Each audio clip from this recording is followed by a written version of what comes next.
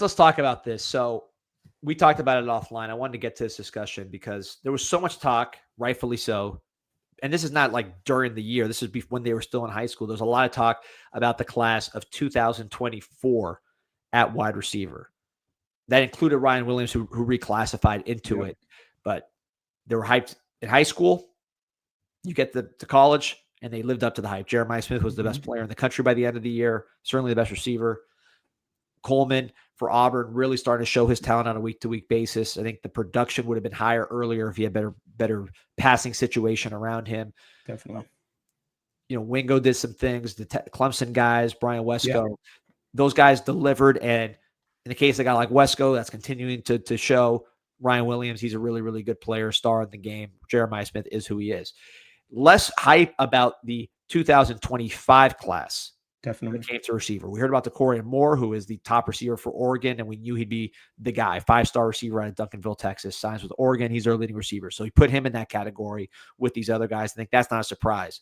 But one thing I heard just covering recruiting down here is a lot of people thought that this high school recruiting class of receivers in Florida, meaning the state of Florida, was pretty elite. And when you look at some of these names, Vernell Brown, right there, number 1 ranked receiver in the state of Florida. We saw what he was able to get done. And this is according to 247. So it's different than the composite. Let's switch to the composite, just see what that looks like here. Make it a little more even. But Vernell Brown, somebody that we knew was going to be a dynamic receiver, 5-star player on the composite, number 30 in the country. Made some unbelievable plays on Saturday, mossing guys as a smaller receiver going up and get it. He's been a good punt returner. Dallas Wilson, you mentioned, we'll talk about him. The size, speed, this guy's a horse. Jamie French from Texas. Talk about Texas. We haven't seen much of him yet, but he's legit. But he's someone that maybe Texas could get some more out of because they need all the help they can get. Donovan, an IMG guy, but another true Florida guy, Cortez Mills, playing for Nebraska. Josh Moore, 2 touchdowns for Miami against USF. I think you'll see him play a bigger role. And as we get down the line, Davon Boggs played a little bit for Florida. These are all just Florida receivers. Yeah. Then Winston Watkins, we're already at 41. Show you how deep this class is. 41 ranked overall player in Florida. Winston Watkins, he's playing for Ole Miss. But then look at who I had to scroll down in the state of Florida to find. This is the overalls, not just the receivers, but still. You got to go to the second page.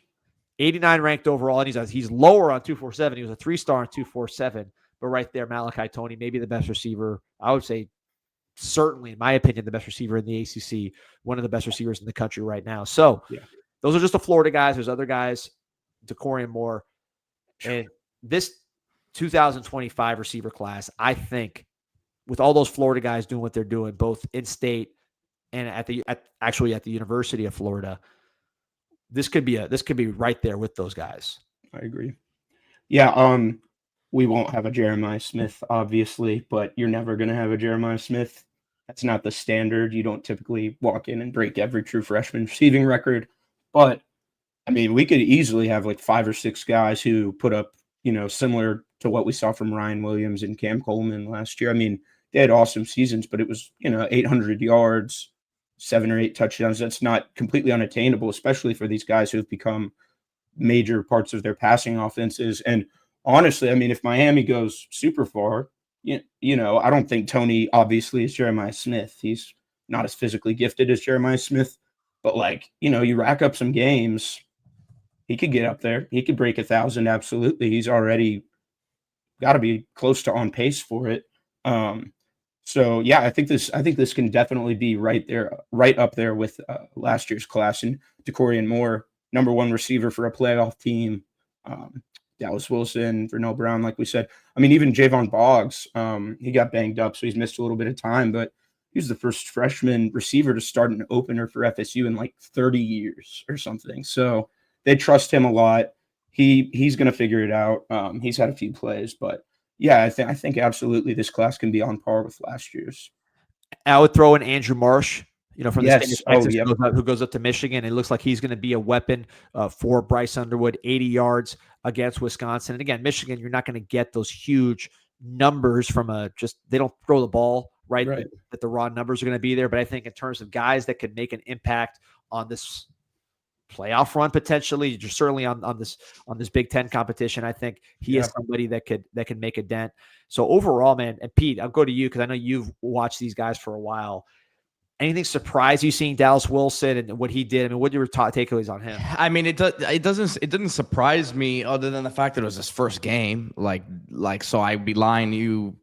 You know, I'm kind of going to be contradictory, but yeah, it did surprise me. Like talent wise, I knew what he was capable of, but man, to do that in your first game against Texas, and I don't know that it would have been the difference maker in a game against Miami to have him, but I certainly think that for a team that I didn't think was like lacking weapons necessarily on the outside, you add him to the mix, and it's a nice looking offense right now. Looking forward, if they can stay on that path, man, and I get on Billy a lot for his play calling. I still think it leaves a lot to be desired there, but that's a nice core, man. That's a nice core. Who knows what happens here with Billy? Not to go too much on a tangent about Florida here, but because you want to keep that core together. If you're Florida, it's not too bad, but they still have a long ways to go in terms of their roster. Definitely. Yeah, look, in terms of, again, some of I don't want to get too lost on these 2024 guys, because on top of Jeremiah Smith and Ryan Williams and those guys, Coleman, who we know what those guys can do, you had to add Brian Wesco, who I mentioned at the top, but I just pulled up his stats. I mean, the eye test matches the production. Like Wesco a lot, yeah. 26 catches, 431 yards, 5 touchdowns. So he is playing at an extremely high level. I'll give you a little bit of a sleeper, Pete, which is KJ Duff from that class of 2024. Yeah. Syracuse, right? Syracuse. I believe he played at IMG. He's from New York area, and excuse me, Rutgers. I don't know why I said Syracuse. Yeah, sorry, Rutgers. Yes, he's at Rutgers. I apologize. Now he's not Syracuse, but 6'6", 225, almost a tight end. But he is having an outstanding year. 30 catches, 420 yards, 3 touchdowns. Really big, really fast. Like I said, he could be potentially a tight end, but he's someone to keep an eye on at receiver. That is that class of 2024 player. Doesn't get the hype, but he's certainly in that category. Mario Craver, I don't believe he's he's a true sophomore too, right? Yeah. So he's been really good for A&M. Reed seems to love targeting him. For talking sleepers, I got to throw out my guy, Hardly Gilmore, over at Kentucky. He's from, I don't really know where in Florida. He's from Pahokee, from the Muck. Yeah. Hold on, Clay. Keep talking, Clay. I'm gonna pull something up while you're there. He's like the 4th highest rated receiver recruit UK has ever gotten. Had a bit of some controversy in the offseason. Took a trip up to Nebraska, might have robbed one of his teammates and gotten kicked off the team and accepted back at Kentucky. But he's really good at football, and he was 17 for all of last season, and he didn't get the hype like Ryan Williams. So I mean, he only had like 150 yards, but he's playing well despite Kentucky's passing offense really, really, really sucking. But he had a nice catch against Georgia this week. By the way, we got almost 1,900 on live right now. Remember to like and subscribe to Group Chat Sports, because we'll be talking about players like Hardly Gilmore that you don't hear about on other channels. And Pete knows I can't find it. I can't find it, but we did a video, and it was the most clickbaity title ever. It was like Hardly knew him. And when it looked like you're going to Nebraska. Yeah. That is good. But we did like, oh, here it is. Found it. Let me show you what I got here. This is how deep we got into it. Look at it. They hardly knew him. Kentucky wide receiver transfer, and look, it says Nebraska bound there. So we actually did like we actually did like him a lot when we talked about him then.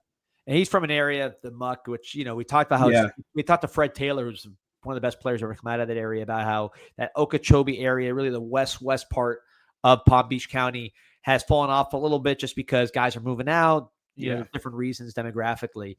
But he is somebody who comes from that area, and that area is known for speed, for playmaking ability. I think that's something Kentucky could certainly use with some of the departures that they had. So Barrett Brown going to LSU, Dan Key going to Nebraska. He made the right decision by sticking around because the targets are there. But what do you see from him? I mean, like, just before we get off him, like, just in terms of the upside, like, what are we talking about with this guy?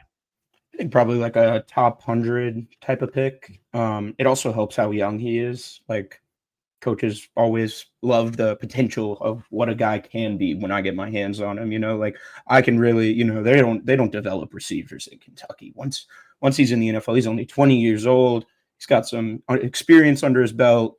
I think he can go top 100. He's not like a first round guy. He's not overly physically imposing, but he's certainly got that speed, that change of direction, and he's a pretty good hands. Honestly, I think he makes some good sideline catches. So, all right, well, we got 5 minutes. I'm taking off here to Storm Sessions. I'm going to talk to a litany of players here. We got the whole lineup for, I do the show for the University of Miami, an interview show. So this is going to, I want to go longer because now we got almost 2,000 on.